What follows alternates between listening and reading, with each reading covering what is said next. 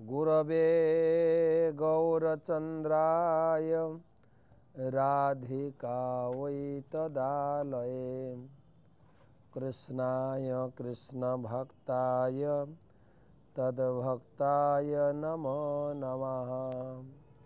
चिन्तामणिपकरसद्मसुकल्पवीक्ष लक्षाभितेषु सुरभिरभिपालयन्तं लक्ष्मीसहस्रशतसम्भ्रमसेव्यमानं गोविन्दमादिपुरुषं तमहं भजामि। वन्दे अहं श्रीगुरो श्रीयुतपदकमलं श्रीगुरून् वैष्णवांश्च श्रीरूपं साग्रजातं सहगणरघुनाथान्वितं तं सजीवं साद्वैतं सावधूतं परिजनसहितं कृष्णचैतन्यदेवं श्रीराधाकृष्णपादं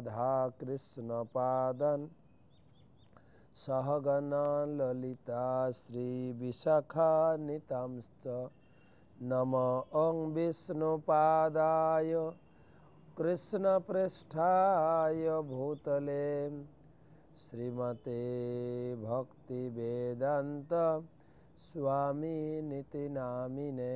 नमस्ते सारस्वते देवे गौरवाणी प्रचारिणे निर्विशेषशून्यवादी पाश्चात्यदेशतारिणे। जय श्री कृष्ण चैतन्य प्रभु नित्यानंद श्री अद्वैत गदाधर श्रीवासदि श्री गौरभक्तबिंद। हरे कृष्ण कृष्ण कृष्ण हरे हरे हरे राम राम राम हरे हरे। ओम नमो भगवते वासुदेवाय ओम नमो भगवते वासुदेवाय ओम नमो भगवते वासुदेवाय। नारायणं नमस्कृत्य नरं चैव नरोत्तमं देवीं सरस्वतीं व्यासं ततो जयमुदीरये।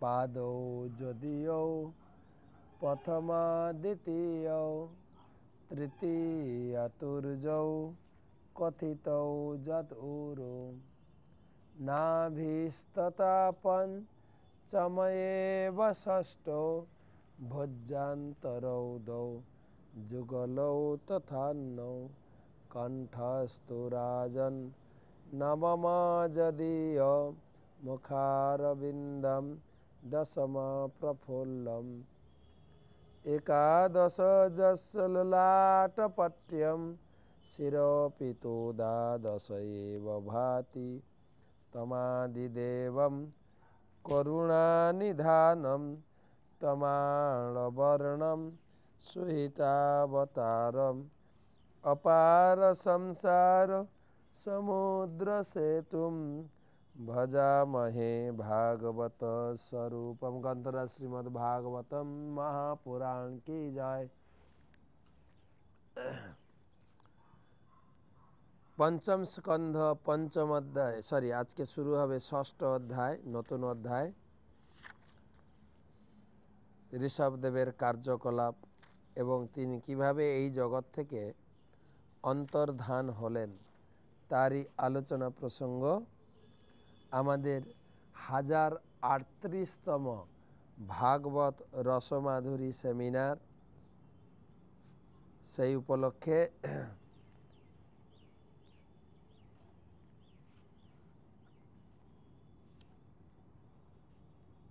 আমাদের এই ভাগবত রসমাধুরী সেমিনারে উপস্থিত সমস্ত ভক্তমণ্ডলী, মমতাময়ী মাতৃমণ্ডলী সকলকে জানাই কৃষ্ণ প্রীতি ও শুভেচ্ছা।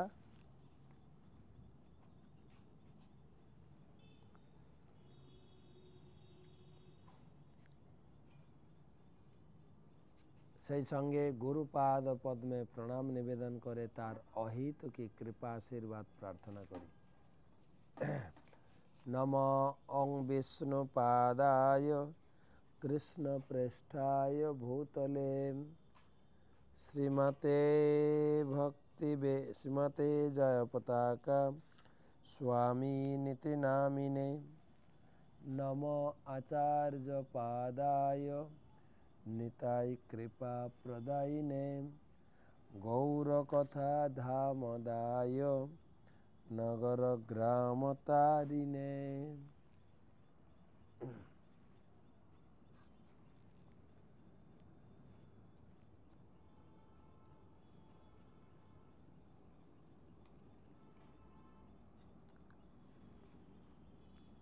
ভাগবত মাহাত্ম্য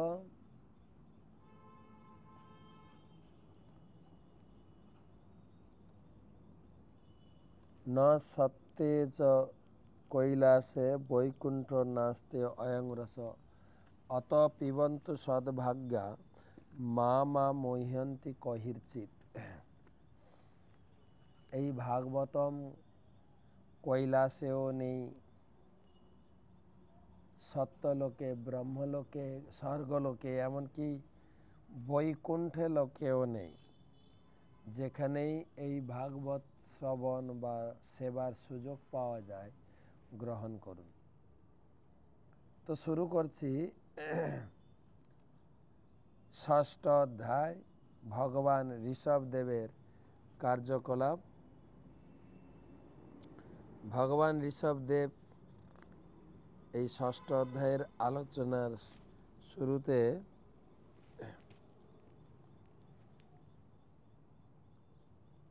তো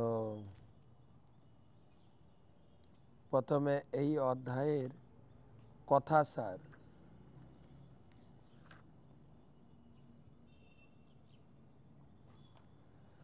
ভগবান ঋষভদেব কিভাবে দেহত্যাগ করেছিলেন তা এই অধ্যায়ে বর্ণনা করা হয়েছে। দাবানলে দগ্ধ হওয়ার সময় তার দেহের প্রতি তার কোনো আসক্ত ছিল না। জ্ঞানাগ্নিতে যখন সকাম কর্মের বীজ দগ্ধ হয়ে যায়, তখন যোগৈশ্বর্য স্বয়ং উপস্থিত হলেও ভক্তিযোগে বিঘ্ন সৃষ্টি করতে পারে না। সাধারণ যোগী যোগ সিদ্ধির দ্বারা মোহিত হয়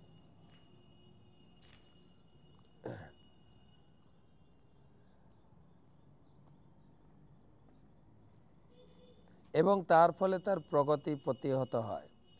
তাই আদর্শ যোগী সেগুলির সমাদর করেন না।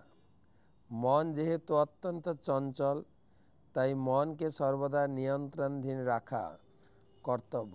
মহান যোগী সৌভরী ঋষির মনও তাকে এমনভাবে বিচলিত করেছিল যে তিনি দীর্ঘ তপস্যালব্ধ যোগ শক্তি হারিয়ে ফেলেছিলেন। চঞ্চল মনের প্রভাবে মহান যোগীও যোগভ্রষ্ট হয়ে অধঃপতিত হয়।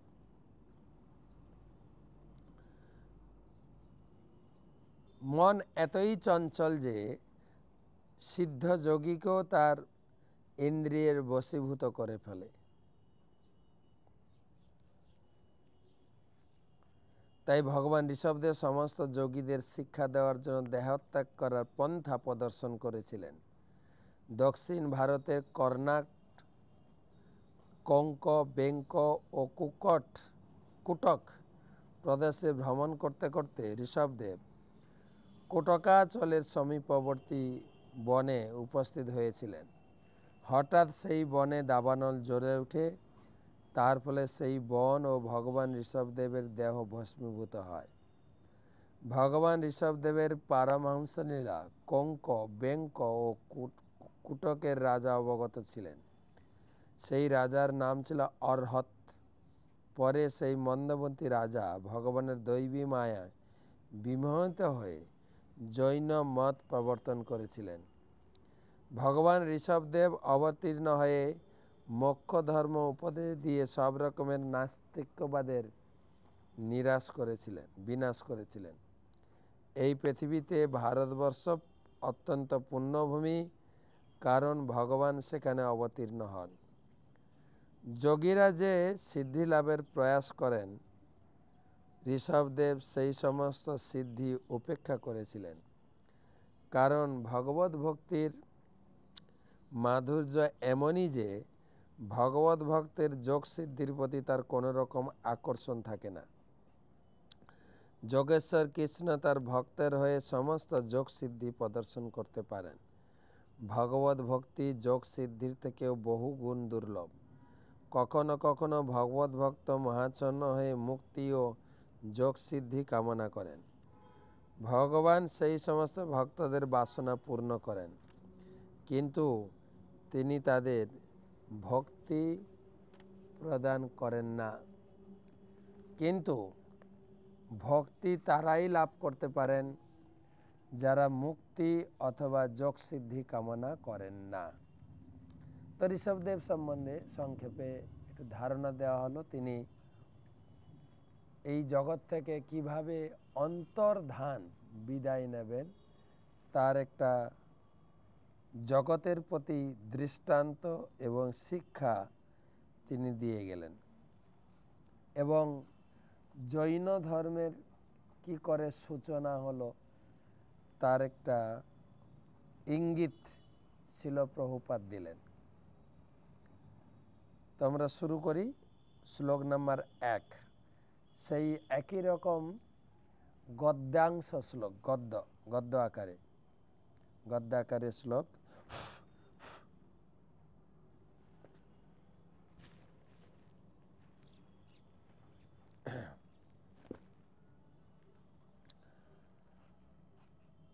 ন নূনম ভগব আত্মা রমাত্মান রমা ন নূনং ভগব আত্মা রামানাম যোগ সমীরিত জ্ঞান আভজিত কর্ম বীজনামৈসর্জানি পুনঃ ক্লেশদানি ভূমিতুমার্হতি যদিচ্ছয়োপগতানি। অনুবাদ এবং তাৎপর্য করেছেন শিল প্রভুপাদ। হে ভগবান, যাদের পরীক্ষিত মহারাজ সুখদেব গোস্বামীকে জিজ্ঞাসা করলেন, রাজবাচ, হে ভগবান, যাদের হৃদয় সম্পূর্ণরূপে নির্মল, ভক্তিযোগ অনুশীলনের প্রভাবে যারা জ্ঞান লাভ করেন, সকাম কর্মের প্রতি তাদের আসক্তি সম্পূর্ণরূপে দগ্ধ হয়ে ভস্মীভূত হয়ে যায়, তখন তাদের কাছে সমস্ত যোগ ঐশ্বর্য আপনা থেকে উপস্থিত হলেও তা তাদের কাছে ক্লেশ দাগ হয় না। তাহলে ঋষভদেব কেন সেগুলি অঙ্গীকার করলেন না? যে যারা ভক্তিতে যুক্ত রয়েছেন, গীতায় ভগবান বলেছেন যে যস্মিন স্থিত ন দুঃখেন গুরুণ্যাপি বিচাল্যতে, সেই পর্যায়ে স্থিত হলে কোনো প্রকারে বড় বড় বাধা বিঘ্ন ভক্তি থেকে সরাতে পারবেন না। তো তাহলে ঋষভদেব এই সমস্ত যোগ সিদ্ধি, অনিমা লক্ষিমা, তারপরে জ্ঞান সিদ্ধি, যেখানে এর আগের অধ্যায়ের শেষের দিকে তিনি অন্তর্ধান বিদ্যা, যোগ শক্তি, মুক্তি শক্তি, এই সমস্ত অন্তর্ধান শক্তি, অন্তরিক্ষে বিচরণ শক্তি, এগুলো তিনি গ্রহণ করলেন না কেন? অনেক সময় আমরা বলি না যে আমাদের এই 4টে নিয়ম, বিশেষ করে জুয়া খেলা নিষিদ্ধ। কোন কোন ভক্ত বলেন, মহারাজ আমরা যদি একটা লটারি টিকিট কেটে 1 কোটি টাকা লেগে যায়, সেটা দিয়ে তো ভগবানের ভালো করে সেবা করতে পারি, লটারি টিকিট কাটবো না কেন?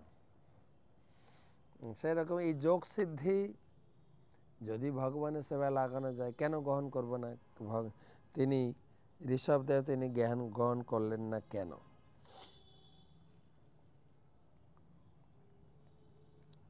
তাৎপর্য, শুদ্ধ ভক্ত নিরন্তর ভগবানের সেবায় যুক্ত থাকেন। ভগবানের সেবা করার জন্য যা কিছু প্রয়োজন হয় তা আপনা থেকেই লাভ করেন, যদিও মনে হতে পারে যে তা যেন তার যোগ সিদ্ধির ফল।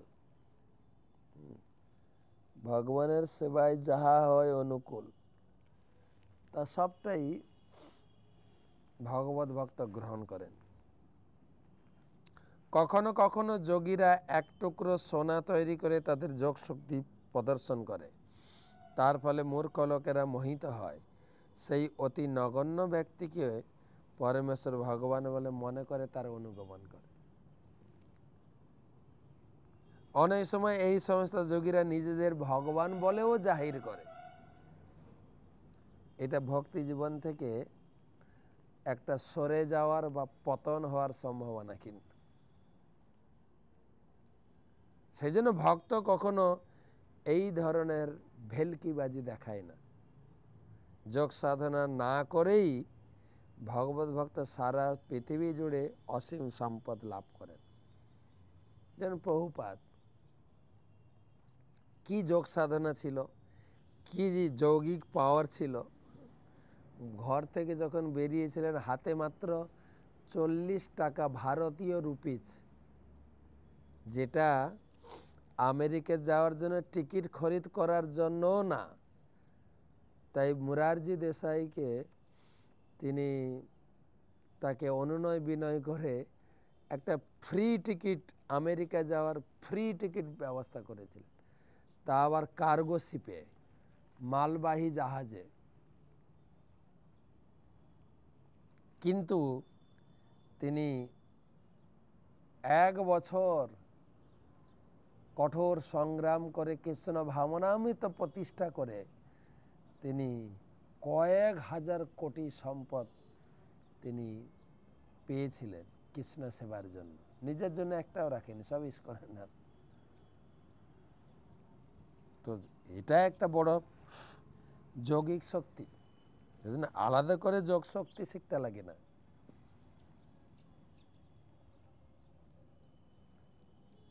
কখনো কখনো ছিল ভক্তি সিদ্ধান্ত সরস্বতী ঠাকুর ছিল প্রভুপাদকে কেউ কেউ এসে বলতেন, মহারাজ আপনি জানেন অমুক ব্যক্তি নদীর উপর দিয়ে হেঁটে পেরিয়ে গেলেন।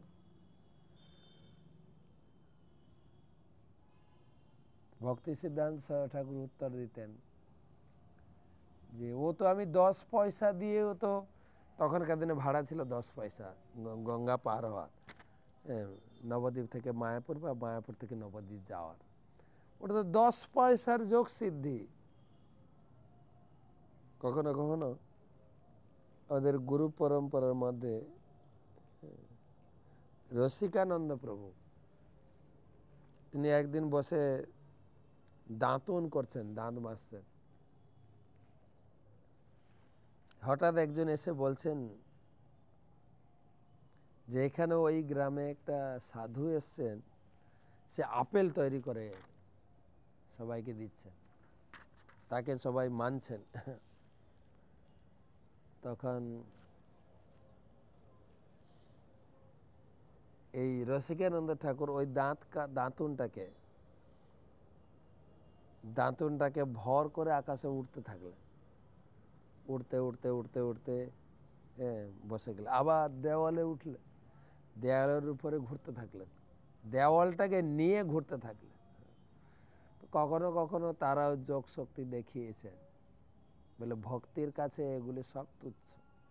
শিল প্রভুপাদ বলেছেন, কারো কাছে যদি 2000 টাকার নোট থাকে বা 500 টাকার নোট থাকে, তার কাছে 5 টাকা, 10 টাকা, 2 টাকা, 20 টাকা, 100 টাকা, 50 টাকা সব আছে। কিন্তু তো এই সমস্ত যোগ সিদ্ধিগুলো এইরকমই। তাই ঋষভদেব এই ধরনের যোগশুদ্ধি প্রদর্শন করতে চাননি এবং মহারাজ পরীক্ষিত জিজ্ঞাসা করছেন তিনি কেন সেগুলো গ্রহণ করেননি, কারণ ভক্তের কাছে তা মোটেই ক্লেশদায়ক নয়। ভগবত ভক্ত কখনই জড় ঐশ্বর্যের প্রভাবে বিচলিত হন না অথবা প্রসন্ন হন না। জড় ঐশ্বর্য তার কাছে কষ্টদায়ক মনে হয়। তার একমাত্র লক্ষ্য হচ্ছে কিভাবে তিনি ভগবানের প্রসন্নতা বিধান করবেন। ভগবানের কৃপায় ভক্ত যদি অতুল সম্পদ লাভ করেন তাহলে তিনি ভগবানের সেবাতেই তার সদ্ব্যবহার করেন, তিনি কখনো ঐশ্বর্যের দ্বারা বিচলিত হন না।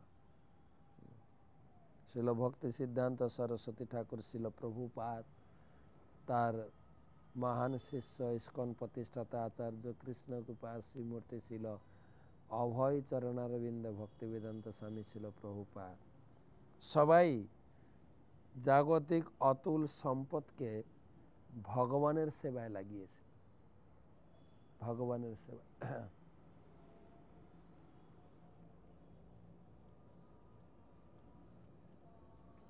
যেরকম একটু উদাহরণ দিই,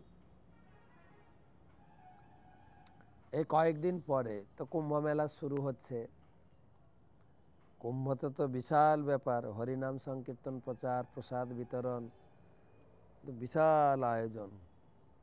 ঠিক এই টাইমের ভিতরে আমাদের একটা বড় মন্দির বোম্বে, যে নেভি মুম্বাই বা খাড়ঘর বলে, যেরকম আমাদের কলকাতায় যেরকম রাজারহাট নতুন তৈরি হচ্ছে সব কিছু, তো বোম্বেরও এটা নতুন সিটি নেভি মুম্বাই বা খাড়ঘর, সেখানে বিশাল বৈভব মন্দির প্রকাশিত হতে চলেছেন, যেখানে ভারতের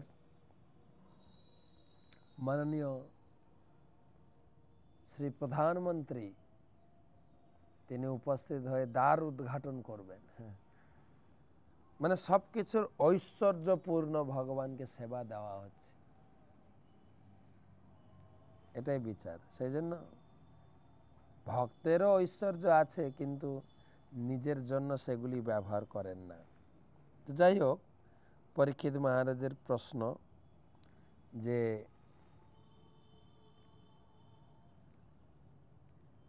এই সমস্ত যৌগিক পাওয়ার, সিদ্ধিবিদ্যা, এগুলো তো ভক্তিকে ক্ষতি করবে না, কেননা ঋষভদেব তো স্বয়ং ভগবান ছিলেন, তো তিনি এগুলো গ্রহণ করলেন না কেন?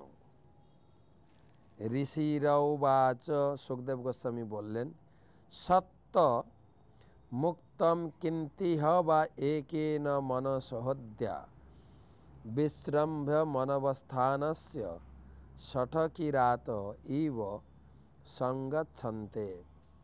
সুখদেব গোস্বামী উত্তর দিলেন, হে রাজন, আপনি যা বলেছেন তা সত্য।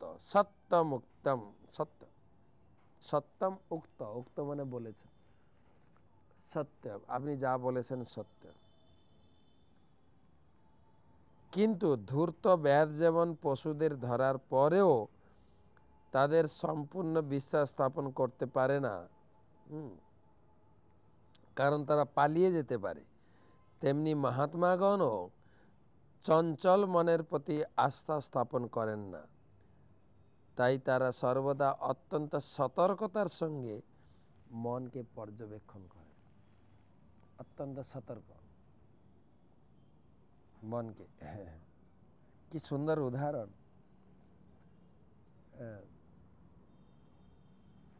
পশুকে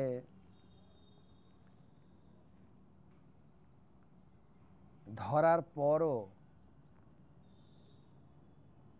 তাকে খাঁচায় বা বন্দি করে রাখতে হয়, দড়ি দিয়ে বেঁধে রাখতে, পালিয়ে যেতে পারে। ঠিক সেই রকম মন পশুর থেকেও আরো দুর্দান্ত, এটাই বোঝানো হচ্ছে। এটা সুখদেব গোস্বামী বলছেন আমাদের সকলের জন্য, এটা চিন্তা করতে হবে, আমাদের সকলের জন্য এই দৃষ্টান্ত দিয়ে যাচ্ছেন যে আমরা যেন মনকে, গীতায় ভগবান বলেছেন 6ষ্ঠ অধ্যায়ে, যত যত চঞ্চলতি মন মন চঞ্চল অস্থির, হ্যাঁ, যেখানে যেখানে মন চলে যাবে, যত যত নিশ্চলতি মন চঞ্চলম অস্থিরম, 6 অধ্যায় 26 নম্বর, তত তত নিয়মাদ্য আত্মনেব বসমনায়ত, মনকে ছাড়া যাবে না। আমরা দেখেছি হয়তো মন স্থির করে আপনি চিন্তা করছেন আজকে আমি জব করব মন দিয়ে, তাই 10টা 15টা 20টা 50টা বা 1 মালা 2 মালা জব করতে করতে মন চলে গেছে। অর্জুন একদম দৃষ্টান্ত দিয়েছেন গীতায়, চঞ্চলম হি মন কৃষ্ণ প্রমাথি বলবদ্দৃঢ়, প্রমাথি বল, মনকে বশীভূত করা খুব কঠিন, খুব কঠিন। তাই ভক্তরা সর্বদা সতর্কতার সঙ্গে মনকে পর্যবেক্ষণ করেন। প্রভুপাদ একটা গীতার শ্লোক দিয়ে আরও জিনিসটাকে বোঝানোর জন্য চেষ্টা করছে। যজ্ঞদান তপকর্ম ন ত্যজেৎ কার্যমেব তৎ, যজ্ঞদান তপশ্চৈব পাবনানি মনীষিণাম। যজ্ঞ তপস্যা দান কর্ম কখনো ত্যাগ করা উচিত নয়, সেগুলি সম্পাদন করা কর্তব্য। প্রকৃতপক্ষে যজ্ঞ দান ও তপস্যা মহাত্মাদের পবিত্র করে।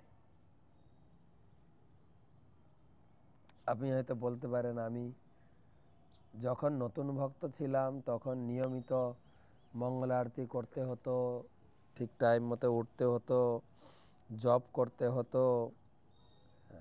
এখন তো আমি সিনিয়র হয়েছে, শুয়ে শুয়েও মঙ্গল আরতি করতে পারি।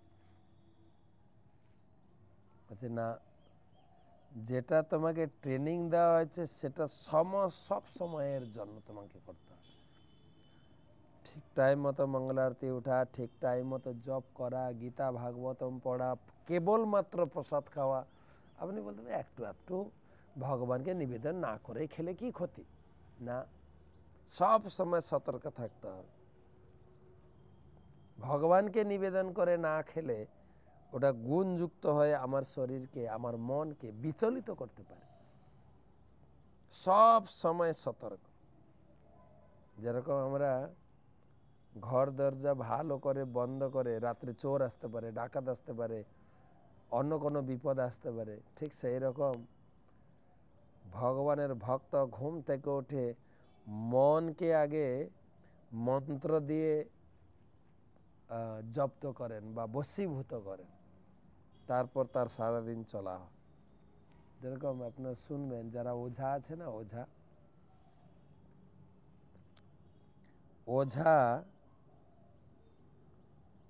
তিনি প্রতিদিন রাত্রে শোয়ার আগে বা ঘুম থেকে উঠার আগে শরীরকে মন্ত্র দিয়ে একটা কবচ বানিয়ে রাখেন, যে কোনো প্রকারের অশুভ শক্তি, ভূত প্রেত তার শরীরকে যেন আক্রমণ না করে। কেননা সে তার মন্ত্রের দ্বারা লোকের অশুভ শক্তিকে দূরীভূত করেন না। কাকে সাপে কামড় দিয়েছে, কাউকে ভূতে ধরেছে, মন্ত্র প্রয়োগ করে তাদেরকে সেই সমস্ত অশুভ শক্তি থেকে মুক্ত করেন। সেই জন্য অশুভ শক্তি তাকে টার্গেট করে, একে আগে ধরো। কোনোদিন যদি একটু শরীরকে মন্ত্রপুত করে, মন্ত্র শক্তি দিয়ে শরীরকে কি বলা যায়, সংরক্ষণ না দিয়ে থাকে, তাকে ভূতে ধরে। ঠিক ভক্তও সেই রকম ছিল। ভক্তি সিদ্ধান্ত সরস্বতী ঠাকুর ছিল প্রভুপাদ বলেছেন, ঘুম থেকে উঠে 100টা জুতোর বাড়ি মারবে মনকে, আর সন্ধ্যায় ঘুমানোর আগে 100টা ঝাঁটার বাড়ি দিয়ে মনকে, মন এত চঞ্চল। গীতায় ভগবান অর্জুনের প্রশ্নের জবাব দিয়েছেন।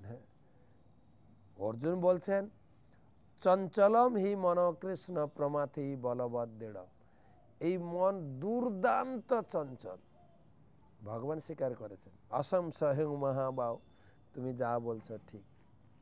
তবে এই দুর্বৃত্ত মনকে অভ্যাসেন তো কৌন্তেয় বৈরাগ্যের, অভ্যাস এবং বৈরাগ্যের দ্বারা মনকে সংযত করে। তাই প্রতিদিন একই রুটিন মাফিক, একই রুটিন, ঠিক সময় মতো ঘুম থেকে ওঠা, ঠিক সময় মতো ভগবানের সেবা, মঙ্গলারতি, সিঙ্গার আরতি, জপ, কেবলমাত্র ভগবানের প্রসাদ খাওয়া, এগুলো যতদিন আমরা থাকবো ততদিন করে যেতে হবে। এগুলো ত্যাগ করলে হবে না, তাহলে আমরা বিচলিত হতে পারি। সংকীর্তন যোগ্য ত্যাগ কি বলে, সংকীর্তন যোগ্য দান তপস্যা কখনোই ত্যাগ করা উচিত নয়। মন ও ইন্দ্রিয় সংযমের জন্য অনুশীলন, যোগ অনুশীলন নিষ্ঠাপূর্বক পালন করা উচিত। ভগবান ঋষভদেব দেখিয়ে গেছেন কিভাবে তপস্যা করতে হয় এবং তিনি সকলের জন্য এক অপূর্ব দৃষ্টান্ত স্থাপন করেছেন।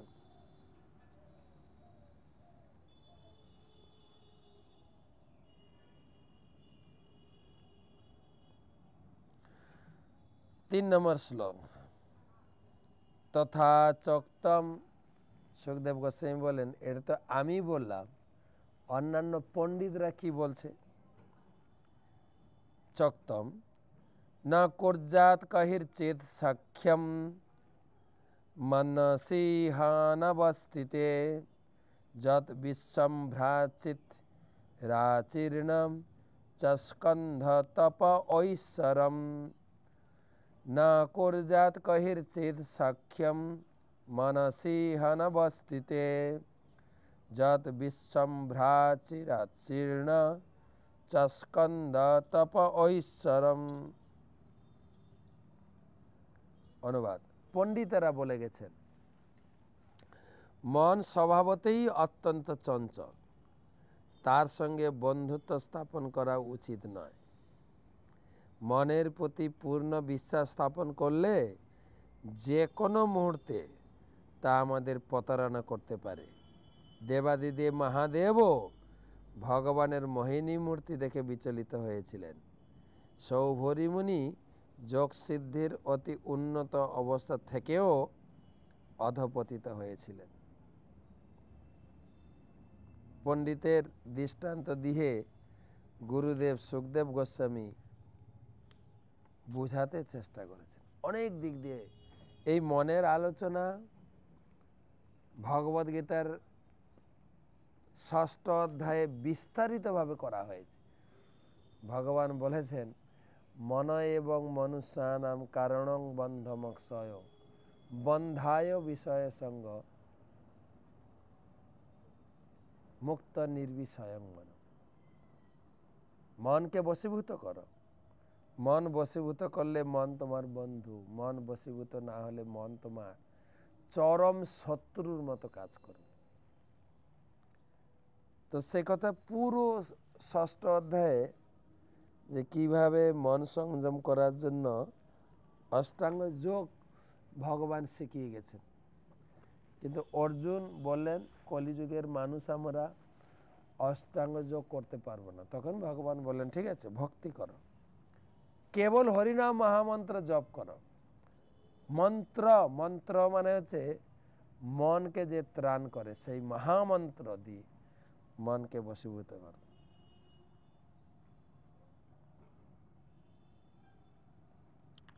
তাৎপর্য, যিনি পারমার্থিক জীবনে উন্নতি সাধন করতে চান তার প্রথম কর্তব্য হচ্ছে মন ও ইন্দ্রিয় সংযত করা। শ্রীকৃষ্ণ ভগবদ্গীতায় বলেছেন, মাময়ী বংশ জীবলোকে জীবভূত সনাতন মনষষ্ঠানি ইন্দ্রিয়াণি প্রকৃতিস্থানি কর্ষতি।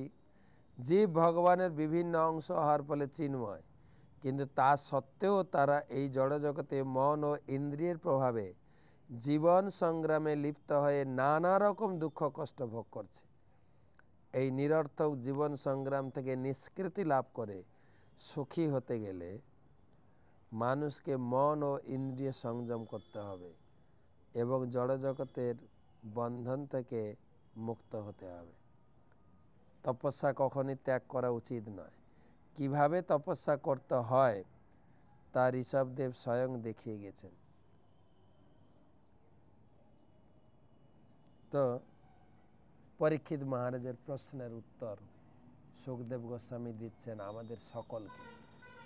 সব সময় তপস্যাপূর্ণ জীবন কখনো যেন ভোগে গা ভাসিয়ে না দিই, তাহলে কিন্তু ভক্তি জীবন থেকে পতন অনিবার্য।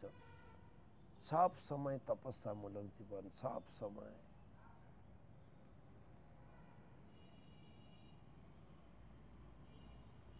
শ্রীমদ্ ভাগবতের নবম স্কন্ধে 49 অধ্যায়ের সপ্তদশ শ্লোকে আরও বিশ্লেষণ করে বলা হয়েছে, মাত্রা সস্রা দুহিতা বা নাবিবিক্ত সনো ভবেত বলবান ইন্দ্রিয় গ্রাম বিদ্যাংসমপি কর্ষতে।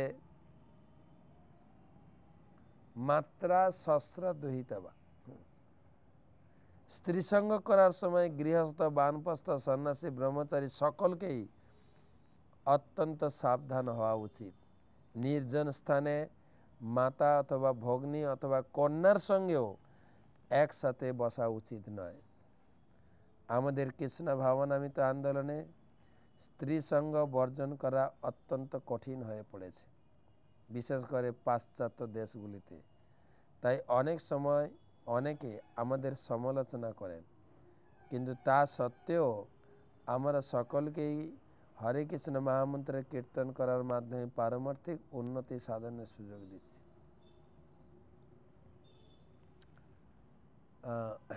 একথা কে বলছেন জানেন? যিনি সুপার স্ত্রী সঙ্গ করেছেন, যযাতি মহারাজ। তিনি তার স্ত্রী দেবযানীকে আলোচনা প্রসঙ্গে এই কথা সারা জগৎকে শিখিয়ে দিয়ে গেলেন। যারা আমরা পুরুষ আছি, পুরুষের ক্ষেত্রে সে যে হোক, গৃহস্থ হোক, ব্রহ্মচারী হোক, বানপ্রস্থী বা সন্ন্যাসী, পুরুষ, সে তাকে একটা বিষয়ে খুব সতর্ক থাকতে হবে। যখন সে মাত্রা মা, সস্রা মানে বোন, আর দুহিত্রা মানে কন্যা মানে মহিলা, সে মা হোক, বোন হোক বা মেয়ে হোক, নিজের কন্যা হোক, তাদের সঙ্গে মেলামেশার ব্যাপারে একটা সতর্কতা দিয়ে গেলেন, দিক নির্দেশনা দিয়ে গেলেন। কখনো যেন যুবতী মা, যুবতী বোন বা যুবতী কন্যার সঙ্গে গোপনে যেন না বসি। একান্তে মানে হচ্ছে যেখানে কেউ নেই, কেবল আমরা দুজন আছি। কেন না বলবান ইন্দ্রিয় গ্রাম বিদ্যাম সমপি কর্ষতে। না, ইন্দ্রিয় এত প্রবল, এত প্রবল, বিদ্বান ব্যক্তির মনও বিচলিত হয়। এটা হয়তো কেউ বলতে পারে না, আমি এটা মানি না। না, হচ্ছে সমাজে অনেক তার দৃষ্টান্ত এবং নিউজ আমরা পেয়ে থাকি।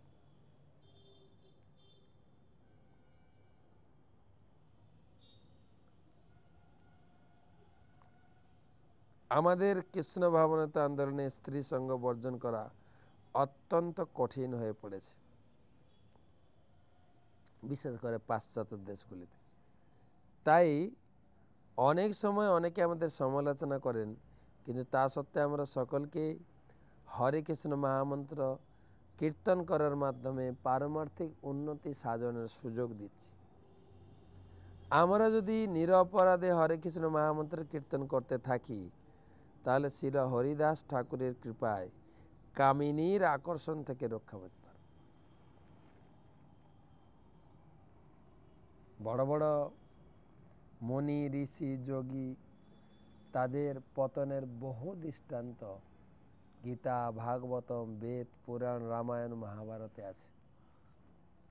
আমি তো আর তার থেকে বড় শক্তিশালী কেউ নই, আমারও পতন হতে পারে যদি আমি এই নিয়মের ব্যতিক্রম করি। একান্তে নির্জন স্থানে বোন, কন্যা বা মায়ের সঙ্গে যেন উপবাস না। এখানে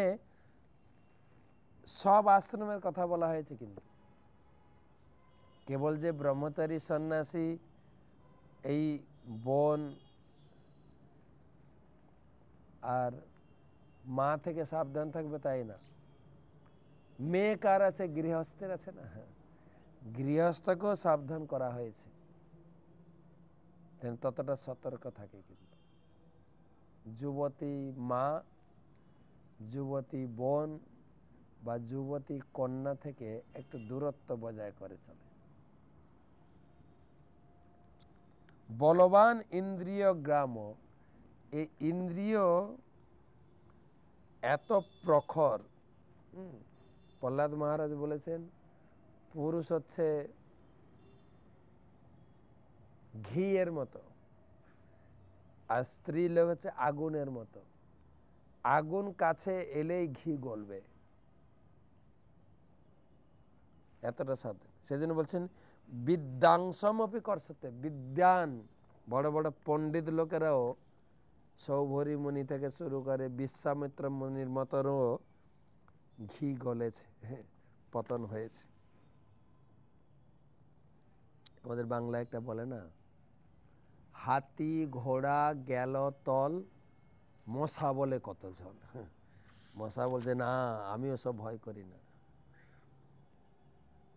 প্রভুপাদ এখানে বলছেন যদি আমরা বিনম্রভাবে নিষ্ঠা সহকারে নিয়মিত হরিনাম করি, হরিদাস ঠাকুরের কৃপায় এই কামিনীর আকর্ষণ থেকে মুক্ত হতে পারি। কিন্তু আমরা যদি হরে কৃষ্ণ মহামন্ত্র কীর্তনে নিষ্ঠা পরায়ণ না হই, তাহলে যে কোনো মুহূর্তে আমরা রমণীর শিকার হতে পারি, হচ্ছেও তাই। ভক্তি জীবনে আসার পরেও প্রচুর পরিমাণে রমণীর শিকার হতে দেখা যাচ্ছে। তো আজকে এই পর্যন্ত রাখি। আমাদের প্রশ্ন উত্তর পর্ব, একটা প্রশ্ন নেব আজকে। আর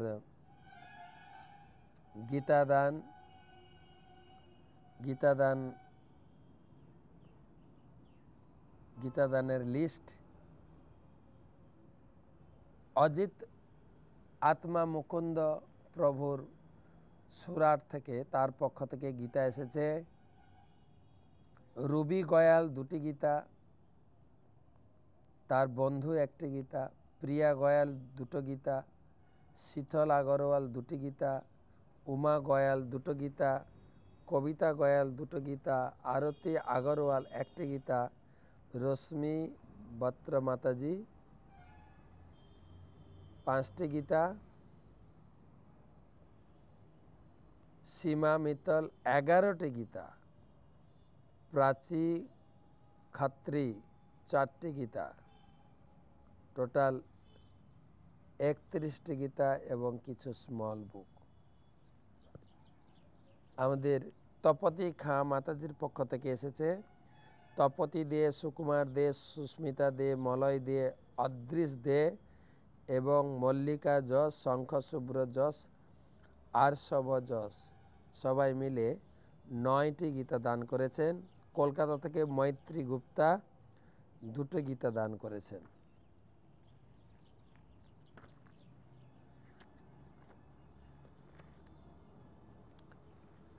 শ্যামল সামন্ত 61টি গীতা কুম্ভ মেলার জন্য, একটা গুপ্তদান 1টা গীতা। জীবানন্দ বলরাম দাস 84টি গীতা মুম্বাই থেকে। ব্রজকানাই দাস 21টি গীতা। সর্বনন্দিতা রাধা দেবী দাসী মালদা থেকে 5টি গীতা।